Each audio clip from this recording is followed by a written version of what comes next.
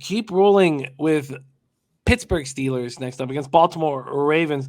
And the Ravens not officially eliminated from the playoff chase, interestingly enough. To get in as a wild card, they're going to need to win here and get a ton of help, but not officially eliminated yet. 1 p.m. Eastern, Pittsburgh Steelers 8-7-1, 2-5 on the road at Baltimore Ravens, 8-8, 5-3 at home at M&T Bank Stadium in Baltimore, Maryland. These Ravens opened up at -5. They're now -5.5. Stoll opened up at 42. Pinnacle just moved it to 41.5. When we go over to the cash flow in this spot, we have 2,181 tickets in, 60% of the tickets, 67% of the cash on the Ravens, 64% tickets, 69% cash on the under. And Birdie says Ravens roll here. This one will not be close. And Burgundy Bet says TJ Watt sack props. He is one shy right now of Strahan's NFL record. Let's go. Steelers come in to Ben Roethlisberger's last game off a 26-14 home win over the Browns. Their defense was excellent. They sacked Mayfield 9 times, hit him 11. That included 4 from TJ Watt, who now has 21 sacks on the year. Unbelievable. Akilo Witherspoon and Trey Norwood each had interceptions. Big Ben finished 24-46 for 123 yards, 1 touchdown, 1 interception. Ray McLeod had 4 catches for 35 yards. Deontay Johnson had 8 receptions for just 31 yards, but he did score a TD. Najee Harris was excellent, 28 carries for 188 yards and a touchdown. He also caught 3 passes for 18 yards.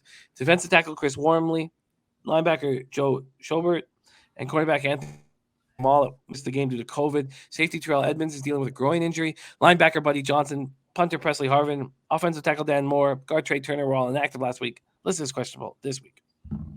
Danny Lopez says, do we fade coming off an emotionally high game or ride the momentum and the rally for Big Ben? Dennis Garcia says, kind of feel like Pittsburgh left it all out there for Ben on Monday.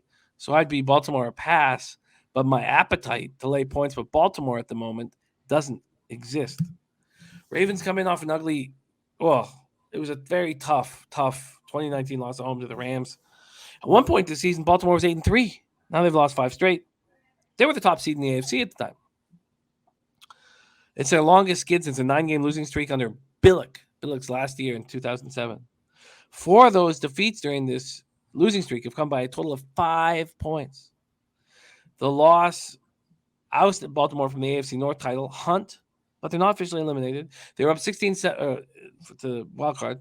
They were up 16-7 going into the 4th. Tyler Huntley, 20-32, 197 yards, no touchdowns in the pick. He also ran 6 times for 54 yards. Mark Andrews, what a year he's had. Caught 6 passes for 89 yards, no touchdowns. He set a Ravens single-season record for yards receiving, breaking the mark set by Michael Jackson during the team's first year in Baltimore after relocating from Cleveland.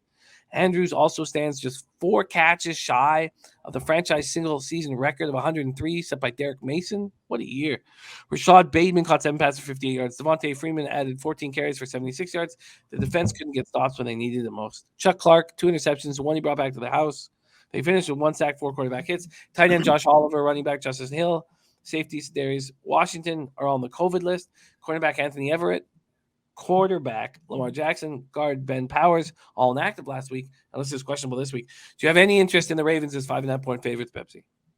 I have no interest in the Ravens. I think the Steelers are intriguing at the very least. A lot of that having to do with the fact that Baltimore has just been playing super tight games. I think 3 or 4 of their losses have been 2 points or less. And that's devastating. So on one hand, they could come out hard and angry and play this game and dominate the Steelers.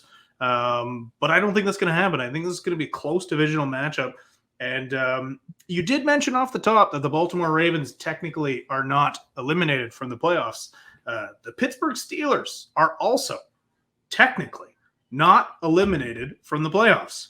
If they win, the Colts lose, and the Vegas Chargers game does not end in a tie, they are in. They get the last wild card spot. It's a lot of magic that's got to happen to get them in, but they're also technically not eliminated. And Danny Lopez saying, do we fade them coming off an emotional win or rally behind Ben? I think they rally. I think they fight here. I think they play a good game. What it boils down to is Big Ben is done. Even in that win, he looked awful. Sorry, I'm still not. he relied completely on Najee Harris having a big game. Yes, both teams need a miracle to get in. But I do think this ends up being a close game. So if you are going to bet this, I would bet the Steelers. I think it's just too many points. This is going to be settled by a field goal. Birdie says this line could be 14 for the Ravens, and I would not care. He says Pittsburgh got their win last week. Their season's over. Ravens first quarter, Ravens first half, Ravens full game. If you just bet this game, you'll win your week. There's Turnsey in the house. Congratulations on your Detroit Red Wings look. Looks very, very strong right now. My guy Turnsey, ready to get to work. Love seeing old Bobby Probert pop up in the chat. Oh, yeah, man. I love that Probert documentary. What a guy he was. Gerald Jones says, just take the dog in the Ravens-Steelers game. Could be Ben's last game. So, do you want to make the Steelers official? I still don't. I don't want to lay money with Big Ben. That's the problem. I agree with Gerald Jones here. And I know a lot of the chat is against it. Danny Lopez, he did look awful. My girl is a big Steelers fan and was crying after the game. LOL. That's gorgeous. Yeah, Newkirker, I am going to fight Birdie. Don't worry. Oh yeah, we completely disagree here. I don't think Baltimore is going to rout them. You're being silly again, Birdie. It's fuck you, Birdie. We're fighting. Let's go. Let's go. Oh shit! I get it, but in saying all that, I think that the Ravens' first half is a look here. I mean, you're going to get that first half. Let's just see if I wanted to bet it right now.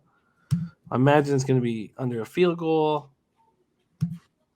It's at -3 at -120. I think that makes sense to me. I do. I think I might move on it.